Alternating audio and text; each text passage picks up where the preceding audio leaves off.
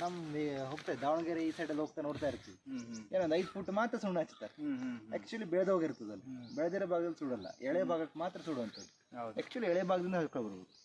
ಮತ್ತು 12 ಗಂಟೆಯಿಂದ 2-2:30 ತನಕ ಬಿಸಿಲು ಯಾವ ದಿಕ್ಕಲ್ಲಿ ಬರುತ್ತಲ್ಲ ಆ ದಿಕ್ಕಲ್ಲಿ ಮಾತ್ರ ಬರ್ನಿಂಗ್ ಜಾಸ್ತಿ.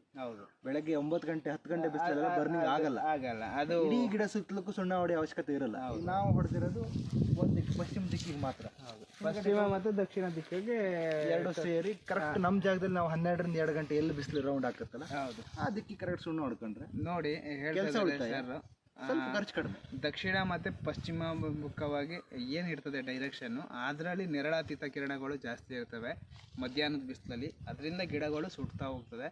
ಅದನ್ನು ಅವಾಯ್ಡ್ ಮಾಡ್ತಾ ಹೋಗಿ ಆ ಭಾಗಕ್ಕೆ ನೋಡಿ, ಇಲ್ಲಿ ಸಬ್ರು ಮಾಡಿರೋದು ನೋಡ್ಬೋದು.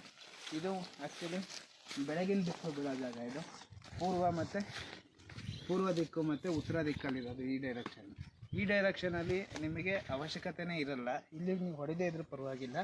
ಮೇಜರಾಗಿ ಎಲ್ಲಿ ನೋಡ್ತಾನೆ ಇದು ದಕ್ಷಿಣ ಮತ್ತು ಪಶ್ಚಿಮ ಮುಖವಾಗಿ ಇರೋ ಅಂಥ ಜಾಗ. ಈ ಭಾಗದಲ್ಲಿ ಮೇಲ್ಭಾಗದಲ್ಲಿ ಗಿಡದ ಟಿಶ್ಯೂಗಳು ಸಕ್ಯುಲೆಂಟ್ ಆಗಿರ್ತದೆ, ಭಾಳ ಮೃದುವಾಗಿರ್ತದೆ.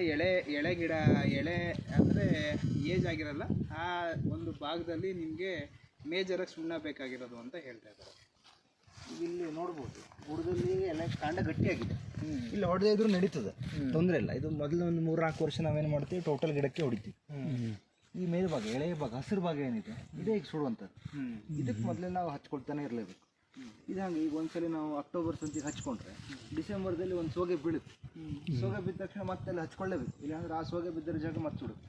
ವರ್ಷಕ್ಕೆ 2 ಟೈಮ್ ಹಚ್ಚದಲ್ಲಿ ಒಂದು ಸತಿ ಹಚ್ಕೊಳ್ಳೋದಾಗುತ್ತೆ. ಈಗ ಕೆಲವೊಬ್ರು ಜೆಟ್ ಸಿಸ್ಟಮ್ ಮಾಡಿರ್ತಾರೆ, ನೀರು ಬಿದ್ದರೆ ಎಲ್ಲ ತೊಳೆದೋಗುತ್ತೆ. ಅವ್ರಿಗೆ ಅವರಿಗೆ ಸುಣ್ಣ ಆಗಲಿಕ್ಕಾಗಲ್ಲ. ಅದಕ್ಕೆ ಡಿಸ್ಟಂಪರ್ ಅಂತ ಬರ್ತಾ ಇದೆ.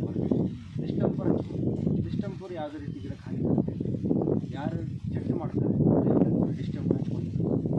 ಇಲ್ಲ ಡಿಸ್ಟಂಪರ್ ಹಚ್ಲಿಕ್ಕೆ ಅವಕಾಶ ಇಲ್ಲ ಅಥವಾ ನಾನು ಅವಯವದಲ್ಲಿ ಮಾಡ್ತೀನಿ ಅಂತಂದರೆ ಅಡಿಕೆ ಸೋಗೆನೇ ಇರುತ್ತೆ.